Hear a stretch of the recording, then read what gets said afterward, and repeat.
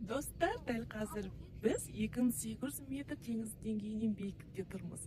Бұл жақта сіздер тек қана табиғатты тамашалап қана қоймай, сонымен қатар жұлдыздарға зерттеу жүргізе аласыздар.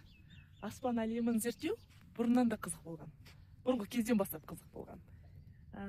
Егер де келіп жатсаңыз, бұның ішіне кіргізбесе де, түнде аспан әлемін бір көріп тамашалаудың өзі жанға рахат сыйлайды. Неге десеңіз, дәл осы жерде жұлдыздың жақындағаны соншалықты өзіңізді бір аспан әлемінің бір бұрышында жүргенде сезінесіз.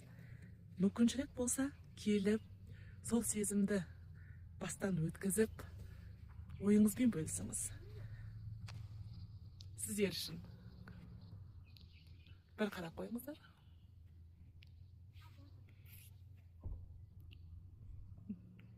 Біздің палаткамыз ой.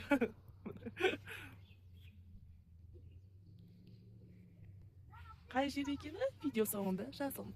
Егер келіп жатсаңыз, картадан дұрыс бағытты көріп алыңыз. Неге десеңіз, бұл жақта көбінесе карта айналдырып сізді 7 сағаттық жолмен әкелуі мүмкін. Ең дұрысы сіздерге 2 сағаттық жол. Егер де жекемен шығып сұрасаңыздар, міндетті түрде бұл жақтың мекен жайында салып қоямын. Бізден керек бір әрекет, тек қана жанашырлық достар, бұл табиғатқа. Жанашыр адам жан-жағын ластамайтыны анық. Ластамасақ, осы әдемілік бізге мәңгі қызмет ете бермек.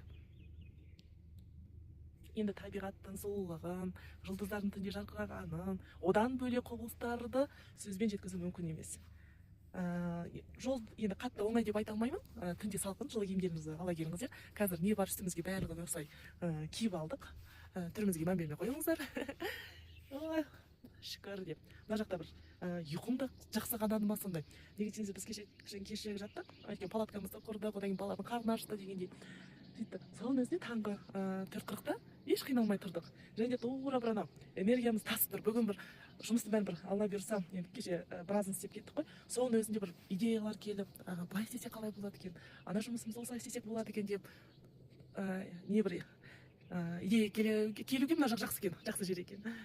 Өздеріңіз үшін арнайы түсірілім, нағыз саяхат Қазақстан.